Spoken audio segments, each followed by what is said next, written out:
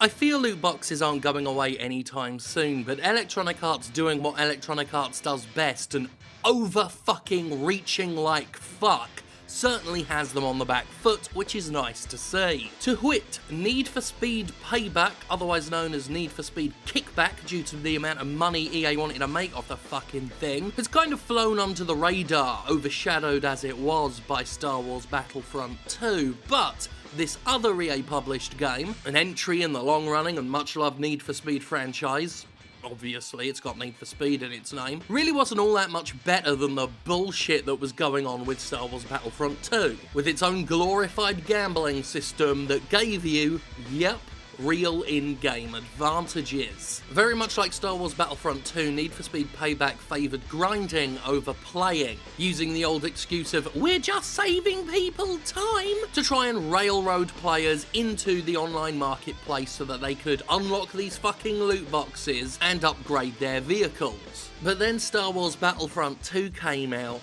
Reddit shat all over it, mainstream news sources picked it up, Disney apparently had a phone call with Electronic Arts and said, "Hey, you're making us look bad, fucking cut it out," and we all know what happened there. But the Battlefront backlash appears to have had a knock-on effect with Need for Speed as Electronic Arts scrabbles to save face and try and keep loot boxes more palatable, more acceptable, try and stymie this backlash as much as it can. So it is that Need for Speed Payback will not be removing the microtransactions as did Star Wars Battlefront 2, albeit temporarily, but it is updating to try and make them a little less insulting, a little less of a gacha scheme fuckover.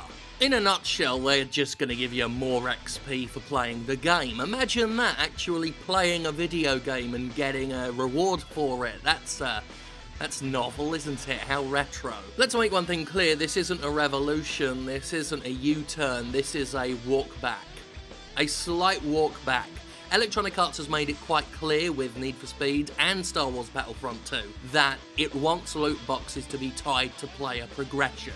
It wants that. Now, of course, it wants to take some steps back from how far it reached, try and put it in a nicer package, make people a little more sweet on it, but EA seems to remain adamant that this is what it wants. Random unlocks tied to player advantages. Paid for, preferably. I mean, on top of the money you already paid to play the game in the first place. In essence, all Payback's really done is just give you more in-game rewards to try and soften the blow of that. The most controversial element of the game, the fact that you can upgrade your cars with cards, obviously, always fucking cards, that's still there.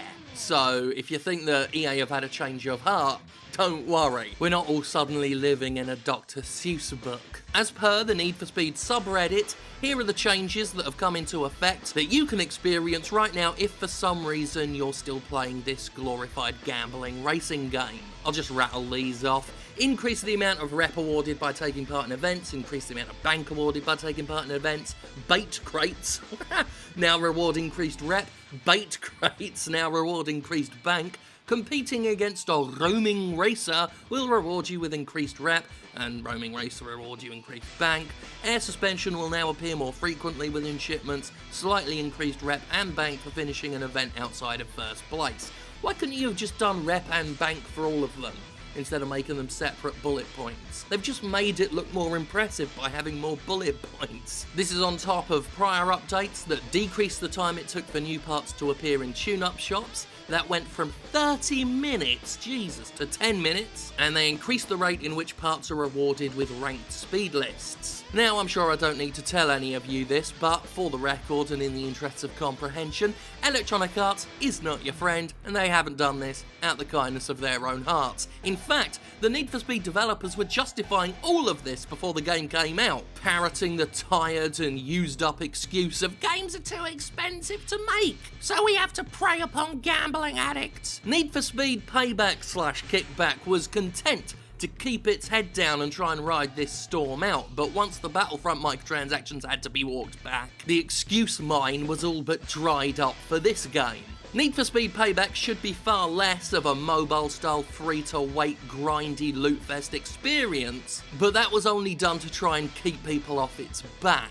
Just like Battlefront 2 was seemingly only updated to keep Disney and the press off its back. EA knows it's overstepped, for now, but it also knows that it can still get away with tying loot boxes and progression together. Shadow of War has already demonstrated that. When I see these walkbacks, what I mostly see are corporations just biding their time, keeping their heads down, trying to keep a lid on things, so that they can slowly reintroduce all the stuff that people got pissed off about. Maybe take it a bit more incrementally rather than get too greedy too fast like Electronic Arts recently did. One other thing I seem to have noticed is the relative swiftness with which the microtransactions were temporarily suspended in Battlefront 2, and the progression in Need for Speed Payback was made a lot more palatable. For games that apparently need these things because games are so expensive to make, Electronic Arts had little problem doing away with them when the water got too hot. In fact, EA very recently said that its earnings aren't going to be impacted by what happened with Battlefront 2.